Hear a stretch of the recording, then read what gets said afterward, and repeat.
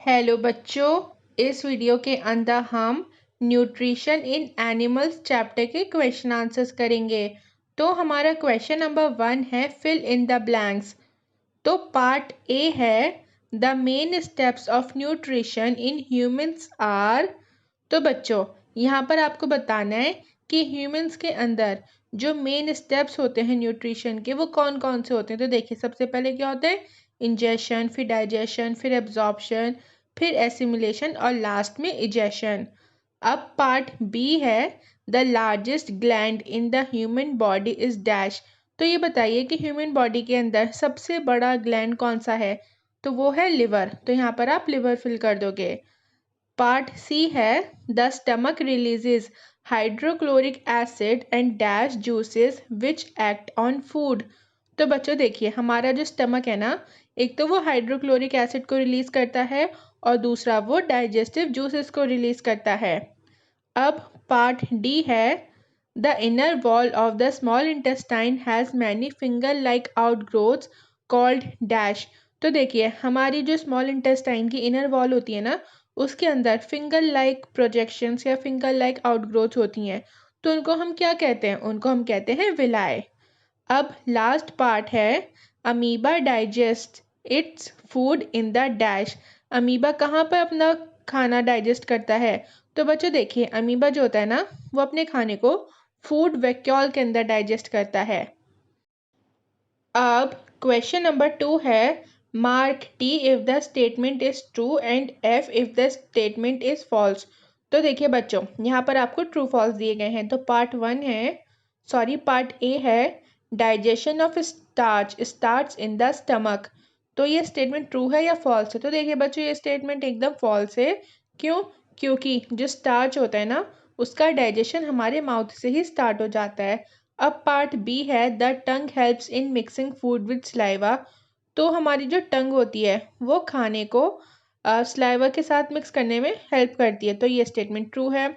The gall bladder temporary stores bile, ये statement भी true है बच्चों।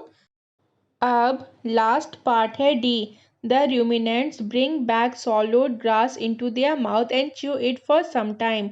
तो बच्चों ये स्टेटमेंट भी एकदम ट्रू है। ठीक है, तो जो रूमिनेंट्स होते हैं मतलब जो काव वगैरह होती हैं, जो एनिमल्स प्लांट्स वगैरह खाते हैं उनको हम रूमिनेंट्स कहते हैं। ओके, तो ये जो ऐसे एनिमल्स होते हैं ये क्या करते हैं, ये ग्रास को अपने रूमेन के अंदर जमा कर लेते हैं, स्टोर कर लेते हैं। फिर अपने रूमेन से थोड़ी थोड़ी देर बाद निकाल के ये उस ग्रास को च्यू करते रहते हैं। तो इस वजह से ये स्टेटमेंट एकदम ट्रू है। अब थर्ड क्वेश्चन है tick mark the correct answer in each of the following. यहाँ पर आपको क्वेश्चन दिए गए हैं, उनके 4 ऑप्शंस हैं, आपको सही ऑप्शन के ऊपर टिक करना है। तो पार्ट ए है fat is completely digested in the. Fat कहाँ पे डाइजेस्ट होता है, तो वो होता है स्मॉल इंटेस्टाइन में। अब पार्ट बी है water from the undigested food is absorb mainly in the. जो वाटर होता है अनडाइजेस्टेड फूड का जो वाटर होता है वो कहाँ पे एब्जॉर्ब होता है, वो लार्ज इंटेस्टाइन में एब्जॉर्ब होता है। अब क्वेश्चन नंबर 4 है match the items of column 1 with those given in column 2। अब आपको कॉलम 1 को कॉलम 2 से मैच करना है। तो देखिए बच्चों कार्बोहाइड्रेट्स को आप मैच करोगे शुगर से, प्रोटीन्स को आप मैच करोगे अमीनो एसिड से, और फैट्स को आप मैच करोगे फैटी एसिड्स एंड ग्लिसरॉल से। क्वेश्चन नंबर 5 है what are villi, what is their location and function. तो इस क्वेश्चन के अंदर आपसे पूछा जा रहा है कि विलाय क्या होती हैं और वो कहाँ पर होती हैं। ठीक है, और फिर आपसे भी पूछा जा रहा है कि उनका काम क्या है। तो आप इसका आंसर लिखोगे villi are the finger like projections. तो देखिए बच्चों विलाय जो होती है ना, वो फिंगर लाइक प्रोजेक्शंस होती हैं। ठीक है, मतलब उसको देख के आपको ऐसा लगेगा कि जैसे किसी की फिंगर्स हैं। They are present in the small intestine, और वो कहाँ पे होती हैं, वो स्मॉल इंटेस्टाइन में होती हैं। The villi increase the surface area for absorption of the digested food.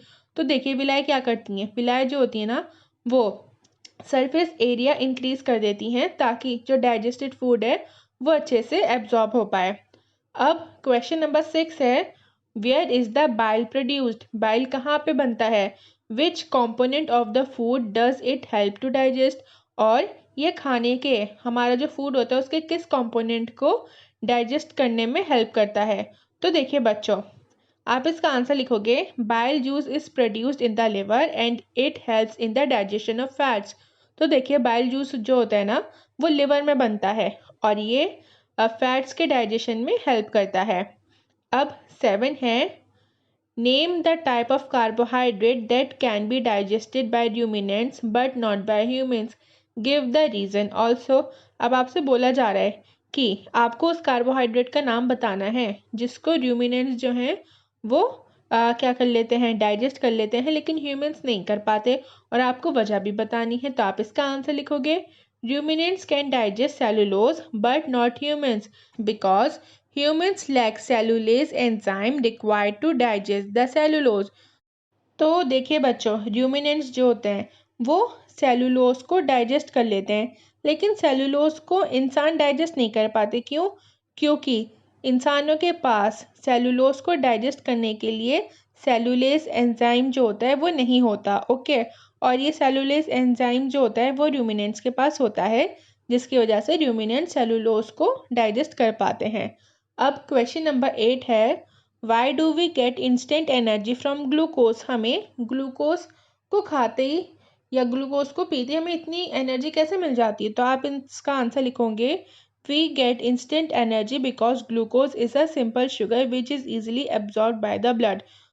तो देखिए बच्चों, ग्लूकोज से हमें इंस्टेंट एनर्जी इसलिए मिलती है क्योंकि ग्लूकोज एक सिंपल शुगर है, जिसकी वजह से हमारा जो ब्लड है वो ग्लूकोज को जल्दी से एब्जॉर्ब कर लेता है।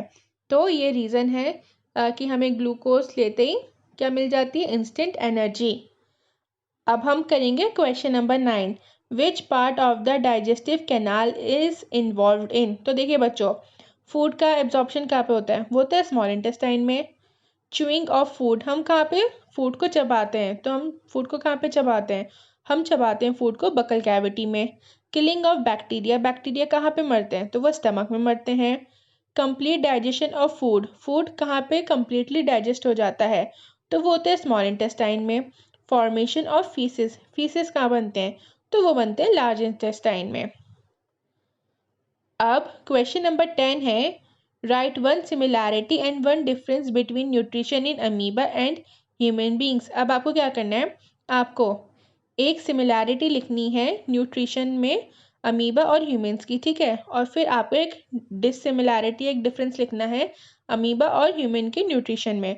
तो देखिए बच्चों, सिमिलैरिटी आप ये लिखोगे, both amoeba and human beings follow the holozoic type of nutrition. तो देखिए बच्चों, अमीबा और ह्यूमन बींग्स के न्यूट्रिशन के अंदर जो सिमिलैरिटी है वो ये है कि दोनों ही होलोजोइक टाइप ऑफ न्यूट्रिशन को फॉलो करते हैं। अब होलोजोइक टाइप ऑफ न्यूट्रिशन क्या होता है?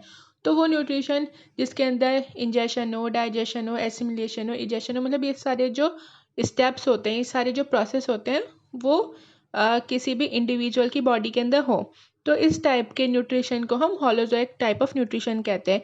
तो ह्यूमन बींग्स में भी जैसे कि आपने पढ़ा कि ह्यूमन बींग्स का जो डाइजेशन होता है उसमें सारे प्रोसेस होते हैं, तो यही सेम प्रोसेस अमीबा में भी होते हैं। तो इन दोनों में ये सिमिलैरिटी है। अब जो डिफरेंस है वो आप लिखोगे, humans intake food through buccal cavity, in amoeba food is ingested through pseudopodia. तो देखिए डिफरेंस ये है कि ह्यूमंस जो अपना खाना लेते हैं वो बकल कैविटी के ज़रिए लेते हैं, ठीक है, बकल कैविटी के अंदर ह्यूमंस अपना खाना डालते हैं, लेकिन अमीबा के अंदर फूड जो है वो कैसे जा रहा है? वो सीडोपोडिया के ज़रिए जा रहा है। तो ये इन दोनों में डिफरेंस था। अब हम करेंगे question number 11, match the items of column 1 with suitable items in column 2। अब आपको कॉलम 1 को कॉलम 2 से मैच करना है। तो बच्चों देखिए, स्लाइवरी ग्लैंड को आप मैच करोगे स्लाइवा सेक्रेशन से, स्टमक को आप मैच करोगे एसिड रिलीज से, लिवर को आप मैच करोगे बाइल जूस सिक्रेशन से, रेक्टम को आप मैच करोगे स्टोरेज ऑफ अनडाइजेस्टेड फूड से, स्मॉल इंटेस्टाइन को आप मैच करोगे डाइजेशन इज कंप्लीटेड से, और लार्ज इंटेस्टाइन को आप मैच करोगे एब्जॉर्प्शन ऑफ वाटर से। अब क्वेश्चन नंबर 12 है, label figure 2.11 of the digestive system. अब नीचे आपको ये जो फिगर दी गई है ना, इसको आपको लेबल करना है। तो देखिए बच्चों, ये क्या चीज़ है? ये है गॉल ब्लैडर, ठीक है। इस पिक्चर में क्या क्या है, गॉल ब्लैडर है, स्टमक है। देखिए मैंने यहाँ पे ना ऑलरेडी लेबल कर दिया है, तो आप इसको ही देख के अपनी बुक्स के अंदर लेबल कर लीजिएगा। तो यहाँ पे कौन कौन सा पार्ट है, यहाँ पे है गॉल ब्लैडर, स्टमक, फिर स्टमक के बाद क्या है, पैनक्रियाज है, और लार्ज इंटेस्टाइन है, स्मॉल इंटेस्टाइन है, फिर रेक्टम है, और लास्ट में क्या है, लास्ट में है एनस। अब क्वेश्चन नंबर 13 है, can we survive only on raw leafy vegetables grass discuss. तो यहाँ पे आपसे पूछा जा रहा है कि क्या हम सिर्फ कच्ची सब्जियों पे जिंदा रह सकते हैं। तो नहीं बच्चों, ऐसा नहीं है। पहला, जैसे कि आपने पढ़ा है कि एक ह्यूमन को बैलेंस डाइट की ज़रूरत होती है, ठीक है। मतलब एक ह्यूमन को हर तरीके की न्यूट्रिशन की ज़रूरत होती है ज़िंदा रहने के लिए। लेकिन सब्जियों में मेनली क्या होता है, सब्जियों में मेनली फाइबर होता है। अब हम खाली फाइबर खा के तो ज़िंदा नहीं रह सकते ना, हमें एक बैलेंस डाइट चाहिए, हमें कार्बोहाइड्रेट भी चाहिए, हमें मिनरल्स भी चाहिए, हमें फाइबर भी चाहिए, हमें प्रोटीन भी चाहिए, कैल्शियम, वाइटामिन्स, मतलब हमें सब कुछ चाहिए ज़िंदा रहने के लिए। तो इस वजह से हम सिर्फ कच्ची सब्जियों के ऊपर ज़िंदा नहीं रह सकते। एक तो ये रीज़न है। फिर दूसरा रीज़न ये भी है कि बच्चों कच्ची सब्जियों के अंदर ना ज़्यादा सेलुलोज होता है, तो हम ज़्यादा उसको नहीं खा सकते। क्यों? क्योंकि हमारे पास सेलुलेज एंजाइम नहीं है कि हम सब्जियों को बहुत अच्छे से डाइजेस्ट कर पाएँ, कच्ची सब्जियों को ज़्यादा लंबे समय तक। तो ये दो रीज़न हैं जिसकी वजह से हम कच्ची सब्जियों के ऊपर, मतलब सिर्फ कच्ची सब्जियों के ऊपर हम ज़िंदा नहीं रह सकते। हमें कच्ची सब्जियां खानी चाहिए, बट हम उसको ज़्यादा लंबे समय तक नहीं खा सकते। अगर आप एक हेल्दी वे में खा रहे हो तो आपके लिए वो बेनिफिट रहेगा। लेकिन अगर आप हेल्दी वे में नहीं खा रहे, आप सिर्फ कच्ची सब्जियां ही खाते चले जा रहे हो, तो वो आपको आगे जाके प्रॉब्लम क्रिएट कर देगा। क्यों? क्योंकि हमारे पास सेलुलेज एंजाइम नहीं है उसको, सेलुलोज को क्या कहते हैं, डाइजेस्ट करने के लिए।